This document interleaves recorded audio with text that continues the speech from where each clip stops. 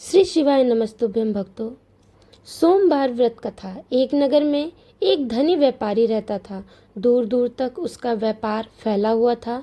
नगर में उस व्यापारी का सभी लोग मान सम्मान करते थे। इतना सब कुछ होने पर भी वह व्यापारी बहुत दुखी था, क्योंकि उस व्यापारी का कोई पुत्र नहीं था। दिन रात उसे एक ही चिंता सताती रहती थी, उसकी मृत्यु के बाद उसके इतने बड़े व्यापार और धन संपत्ति को कौन संभालेगा। पुत्र पाने की इच्छा से वह व्यापारी प्रति सोमवार भगवान शिव की व्रत पूजा किया करता था। सायंकाल को व्यापारी शिव मंदिर में जाकर भगवान शिव के सामने घी का दीपक जलाया करता था। उस व्यापारी की भक्ति देखकर एक दिन पार्वती ने भगवान शिव से कहा, हे प्राणनाथ, यह व्यापारी आपका सच्चा भक्त है। कितने दिनों से यह सोमवार का व्रत और पूजा नियम कर रहा है। भगवान, आप इस व्यापारी की मनोकामना अवश्य पूर्ण करें। भगवान शिव ने मुस्कुराते हुए कहा, हे पार्वती, इस संसार में सबको उसके कर्मों के अनुसार फल की प्राप्ति होती है।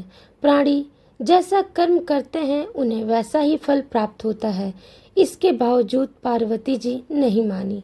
उन्होंने आग्रह करते हुए कहा, नहीं प्राणनाथ, आपको इस व्यापारी की इच्छा पूरी करनी ही पड़ेगी। यह आपका अनन्य भक्त है। प्रति सोमवार आपका विधिवत व्रत रखता है और पूजा अर्चना के बाद आपको भोग लगाकर एक समय भोजन ग्रहण करता है। आपको इसे पुत्र प्राप्ति का वरदान देना ही होगा।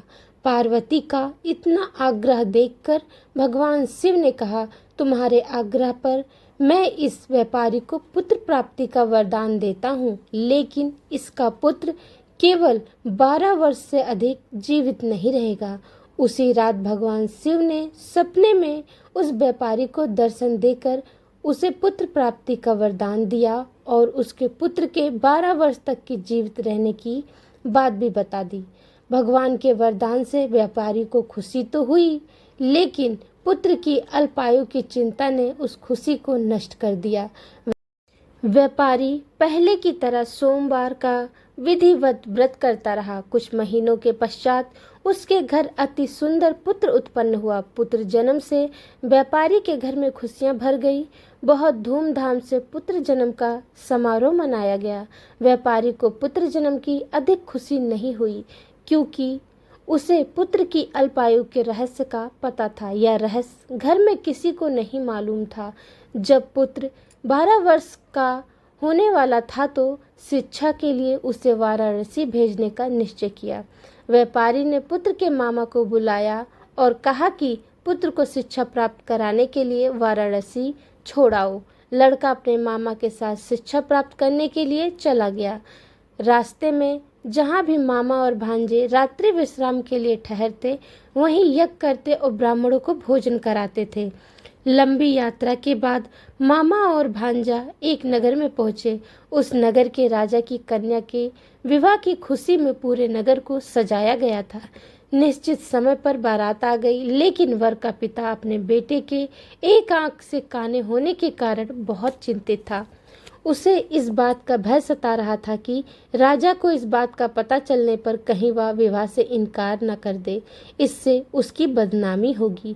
वर के पिता ने लड़के को देखा तो उसके मस्तिष्क में एक विचार आया।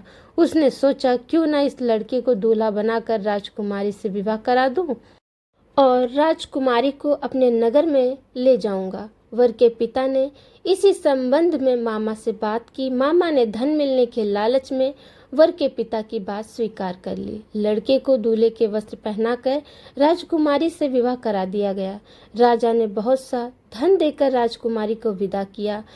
लड़का जब लौट रहा था तो सच नहीं छिपा सका और उसने राजकुमारी की ओढ़नी पर लिख दिया, राजकुमारी, तुम्हारा विवाह तो मेरे साथ हुआ था। मैं तो वाराणसी में शिक्षा प्राप्त करने जा रहा हूँ। अब तुम्हें जिस नव युवक की पत्नी बनना पड़ेगा वह एक आंख से काना है। जब राजकुमारी ने अपनी ओढ़नी पर लिखा हुआ पढ़ा तो उसने काने लड़के के साथ जाने से इनकार कर दिया। राजा ने सब बातें जानकर राजकुमारी को महल में ही रख लिया। उधर लड़का अपने मामा के साथ वाराणसी पहुंच गया। गुरुकुल में पढ़ना शुरू कर दिया। जब उसकी आयु 12 वर्ष की पूरी हुई तो उसने एक यज्ञ किया। यज्ञ की समाप्ति पर ब्राह्मणों को भोजन कराया और खूब अन्न वस्त्र दान दिए। रात को अपने शयन कक्ष में सो गया। शिव के वरदान के अनुसार शयन अवस्था में ही उसके प्राण पखेरु उड़ गए। सूर्योदय पर मामा भांजे को मृत देखकर रोने पीटने लगा। आसपास के लोग भी एकत्र होकर दुख प्रकट करने लगे। मामा के रोने विलाप करने के स्वर समीप से गुजरते हुए भगवान शिव और माता पार्वती ने भी सुने। पार्वती जी ने भगवान शिव से कहा, प्राणनाथ, मुझे इसके रोने के स्वर सहन नहीं हो रहे हैं, आप इस व्यक्ति के कष्ट अवश्य दूर करें। भगवान शिव ने पार्वती के साथ अदृश्य रूप में समीप जाकर देखा तो पार्वती जी से बोले, पार्वती, यह तो उसी व्यापारी का पुत्र है। मैंने इससे 12 वर्ष की आयु का वरदान दिया था, इसकी आयु तो पूरी हो गई। पार्वती जी ने भगवान शिव से निवेदन किया, हे प्राणनाथ, आप इस लड़के को जीवित करें, नहीं तो इसके माता पिता की मृत्यु के कारण रो रो कर अपने प्राण त्याग कर देंगे। इस लड़के का पिता तो आपका परम भक्त है, वर्षों से सोमवार का व्रत करते हुए आपको भोग लगा रहा है। पार्वती जी के आग्रह करने पर भगवान शिव ने उस लड़के को जीवित होने का वरदान दिया और कुछ ही पल में वह जीवित होकर उठ बैठा।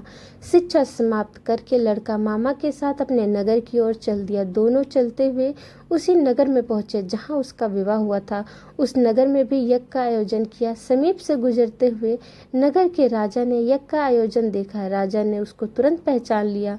यज्ञ समाप्त होने पर राजा मामा भांजे को महल में ले गया और कुछ दिनों उन्हें महल में रखकर बहुत सा धन वस्त्र देकर राजकुमारी के साथ विदा किया। रास्ते में सुरक्षा के लिए राजा ने बहुत से सैनिकों को भी साथ भेजा। नगर में पहुंचते ही एक दूत को घर भेजकर अपने आगमन की सूचना भेजी। अपने बेटे के जीवित वापस लौटने की सूचना से व्यापारी बहुत प्रसन्न हुआ। भूखे प्यासे रहकर व्यापारी और उसकी पत्नी बेटी की प्रतीक्षा कर रहे थे।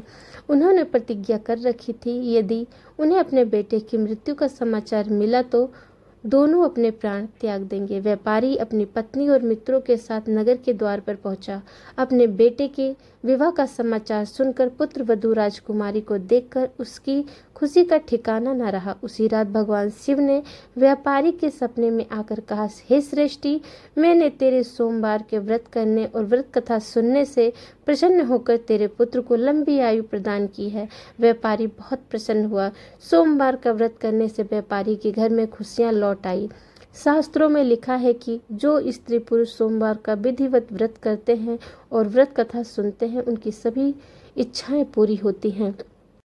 कथा कैसी लगी कमेंट में ज़रूर बताएं। नए हैं तो चैनल को सब्सक्राइब ज़रूर करें। कथा को लाइक कमेंट शेयर ज़रूर करें और अपना विचार अपने सुझाव ज़रूर व्यक्त करें। हर हर महादेव। ओम नमः शिवाय। जय गौरी शंकर की।